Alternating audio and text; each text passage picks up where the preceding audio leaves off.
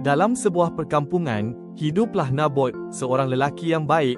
Dia memiliki kebun anggur warisan keluarga, bukan sekadar harta, tapi lambang maruah dan kenangan. Raja Ahab, sang penguasa, menginginkan kebun itu, namun Nabot menolak untuk menjualnya kerana ia adalah pusaka turun-temurun. Raja Ahab murka, namun isterinya, Ratu Isabel, punya rancangan jahat.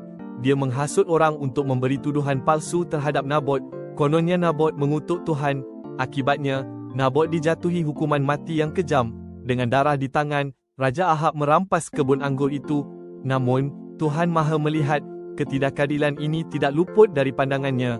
Melalui Nabi Elia, Tuhan menegaskan kebenaran dan menuntut keadilan. Firman-Nya di 1 Raja-Raja 21:19 berkata, "Sudahkah kamu membunuh dan juga merampas hartanya?" Walaupun kita menghadapi kezaliman, ingatlah, kasih Tuhan sentiasa ada untuk membela kita. Dia adalah pelindung dan pemberi harapan abadi.